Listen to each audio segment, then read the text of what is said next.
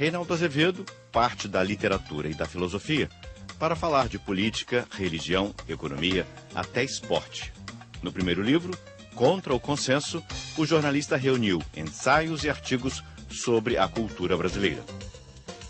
Os textos do livro mais recente, O País dos Petralhas, foram publicados anteriormente no Globo e principalmente no blog que Reinaldo mantém no site da revista Veja, um dos mais lidos no Brasil. Reinaldo, primeiro eu quero que você explique o que significa esse título, O País dos Petralhas. Veja, Petralhas é um neologismo que eu criei fundindo as palavras petista com Metralha, dos irmãos Metralha, personagem do Walt Disney. É um livro contra o PT, então?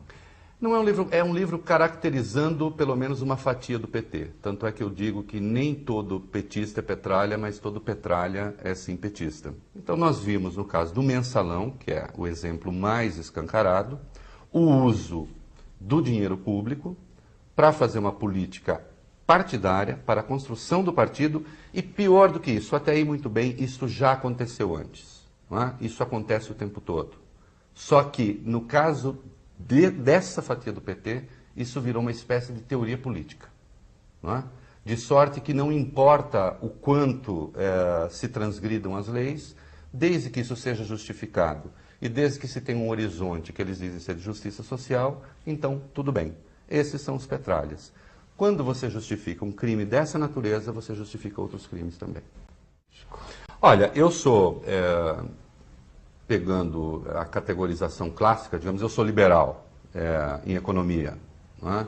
Em política, eu diria, sou também um liberal, porque é possível ser um liberal em política. Agora, se formos pegar aquela denominação direita-esquerda, eu não tenho receio de dizer que eu me alinho com posições que são consideradas de direita.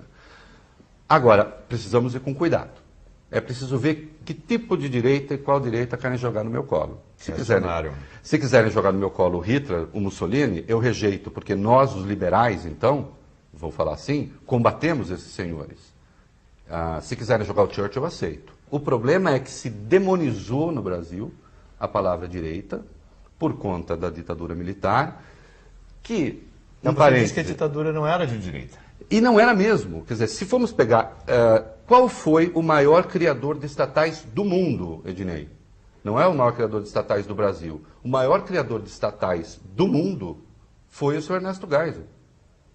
Não é? Esse Estado que está aí, que ainda precisa ser diminuído, não é? Com muitas estatais a serem vendidas, esse Estado foi o Estado criado pelo regime militar. Não por acaso o Lula tem uma certa paixão pelo regime militar. Volta e meia ele se refere ao Geisel de maneira positiva. Então veja, o fato de ter havido ditadura no Brasil, o fato de ter havido facções do governo que torturaram e mataram, isso é verdade, criou a ideia de que toda a direita é necessariamente má. Agora eu pergunto, toda a esquerda é necessariamente boa? E a herança que a esquerda deixa? Se formos pegar uma herança em cadáveres, eu não tenho dúvida de que a herança esquerdista é muito mais pesada. Só na China são 70 milhões. Só na União Soviética são 35 milhões. Eu não estou falando de mortos de guerra, eu estou falando de pessoas assassinadas para consolidar regimes. Não é? Então, quem fez teoria política com a morte foi a esquerda, e isso é histórico. Eu me sinto desconfortável em que me chame de direitista ou de uma pessoa de direita? Não, eu não ligo. Não é? Agora, depende do que se queira dizer com isso. Não é? Se quiserem atribuir a mim ilegalidades, não, de jeito nenhum. Então, eu criei digamos, uma definição, se me permite, eu digo assim, o que é um direitista? E sempre considerando um regime democrático. O direitista é aquele que não aceita que a lei seja solapada para criar justiça social. Porque, para o direitista, sempre que isso acontecer, vai se criar mais injustiça. O esquerdista, de maneira geral, acha que solapar a lei é um bom caminho para criar a tal injustiça social. Não é? Então, essa é a distinção que eu faço. Nesta distinção, eu não tenho dúvida, eu estou mais à direita. Sim. E digo isso sem qualquer receio. Um progressista tem que estar afinado com os desertados, profissionais dos padres, das ONGs e do Chico Buarque. Os conservadores preferem ficar no armário, praticando uma ideologia que não ousa dizer seu nome, ou vão para a fogueira. A esquerda leva vantagem na guerra de valores. Jornalistas acham normal ter como fonte um ladrão, sobretudo se ele roubar em nome da causa, mas fogem de um reacionário ou direitista. Supostas maiorias teriam mais direito a preconceitos do que um indivíduo. Com efeito, não existiria totalitarismo sem as massas e suas rebeliões. Aprendi com Ortega y Gasset, antes ainda de começar a fazer a barba. Eu acho que não corremos o perigo do putismo, do golpismo, de chegar e dizer, a partir de amanhã não pode mais, isso não. Há uma lenta e contínua degradação das instituições do país que passa um pouco desapercebida em razão do sucesso, né, do relativo sucesso na economia. O Lula fez as escolhas certas, sobretudo quando escolheu não mudar? Sim, e eu digo isso, escrevo isso, reconheço o mérito. Agora, dizer que o PT já se acomodou à democracia, isso é falso. Ele ainda se entende, usando aqui um termo da teoria política, ele ainda se entende como um ente de razão da sociedade que vai, a partir de um determinado ponto, enxergar essa sociedade e traçar o seu futuro. Eu não gosto disso. E como é que tenta fazer isso no que diz respeito à imprensa? Voltando à sua pergunta. Em primeiro lugar, tivemos a tentativa de criar o Conselho Federal de Jornalismo. O Conselho Federal de Jornalismo nada mais era do que um conselho de censura. Era isso que eles queriam. Teve o apoio de sindicalistas do jornalismo que nunca pisaram numa redação. São apenas deformações do corporativismo. Digo isso com todas as letras. É gente que ignora como funciona uma redação, que ignora o que seja jornalismo de verdade. Não é? Essa gente se apresentou para formar esse conselho. E o conselho só não foi adiante porque a sociedade reagiu. Note, este conselho podia, no extremo, caçar a sua carteirinha de jornalista, meu amigo. Sim.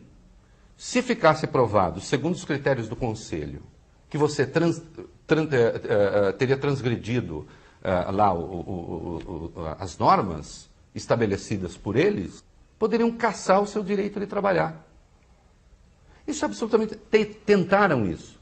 Não conseguiram. Tentam uma asfixia da imprensa pela via econômica. Há 200 projetos no Congresso hoje, limitando a publicidade. Todos eles com o pé na esquerda. Propaganda de alimento só se for alimento nutritivo. Não é? Bom, água não pode, eu não posso mais anunciar água, porque eu posso provar tudo da água, ela é essencial à vida, mas que seja um alimento nutritivo, segundo esse critério, acho que não. Então, há essa tentativa de asfixia econômica, e quanto mais você limita a chance de a imprensa se financiar no mercado, mais dependente ela fica de quem? Do Estado. Tá? E há agora na semana passada, o ministro da Justiça, Tarso Genro, enviou um projeto ao Congresso que pune com cadeia, até com cadeia, jornalista que vazar grampo, como eles dizem. O vazamento de grampo, para começo de conversa, não é um problema meu, é um problema da autoridade que deixou vazar. Eu não sou dono eu como jornalista não sou dono desse sigilo. Você entende? Se o grampo disser respeito ao interesse público, não há como impedir o jornalista de publicar. A lei é inconstitucional. O artigo 5º e o artigo 220 da Constituição impede qualquer forma de limitar o trabalho da imprensa. Mas eles não se conformam. Não é? E há uma outra evidência do inconformismo deles com a liberdade de imprensa, que é a criação do que eu chamo da Lula News, que é a TV pública. Uma desnecessidade que vai custar, no limite, quase 700 milhões por ano, está dando traço de audiência E ela é criada na suposição de que eles vão conseguir fazer um jornalismo superior ao jornalismo das chamadas empresas privadas. Como se esse jornalismo, que eles chamam golpista ou sei lá o quê, tivesse todo ele a mesma diretriz, o mesmo viés, a mesma leitura de mundo. Isso é falso.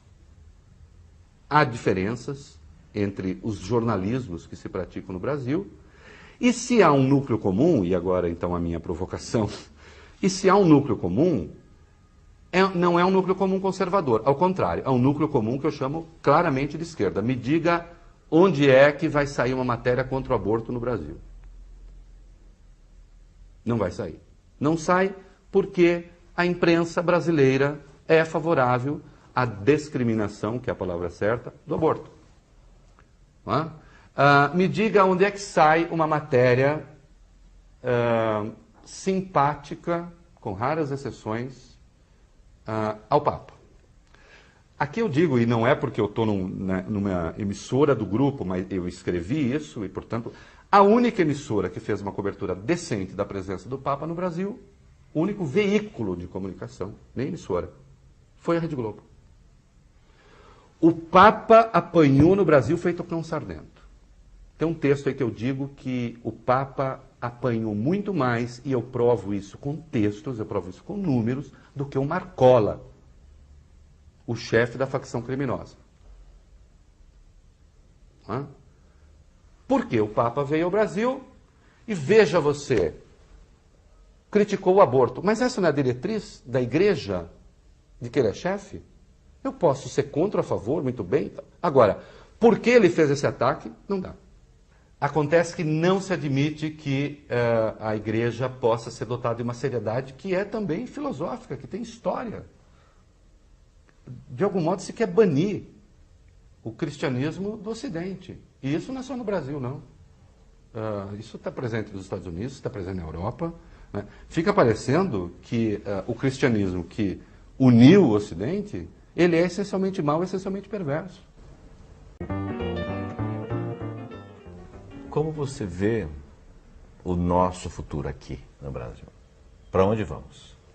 Eu acho que nós caminhamos...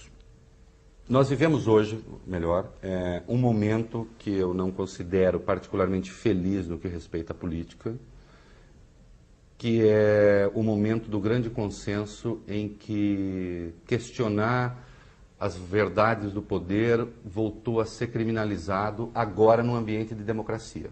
Há uma lógica em curso no Brasil que eu chamo a lógica do coitadismo e do pobrismo, né? De sorte que o sujeito, se é um coitado e se é pobre, ele é dotado de uma certa verdade superior, vinda de algum lugar que a gente não sabe onde, em razão dessa condição. Não é? O Estado passa a alimentar esse ponto de vista, com cotismo, bolsismo e etc. Isso não é bom. Isso não nos faz indivíduos autônomos. Não é? Isso não cria no país a cultura da autonomia e da individualidade. Há um desprestígio no Brasil e atenção, isso me preocupa mais porque isso é velho, isso já está passando no mundo. Essa onda do politicamente correto chegou tarde aqui, como tudo. Não é? Há uma onda no país anti-intelectualista, contra a inteligência, contra a leitura, contra a sabedoria, contra quem sabe mais.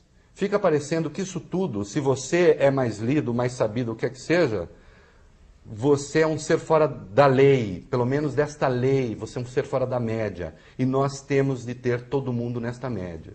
Não é? Então, isso é detestável. A universidade brasileira está contaminada por isso.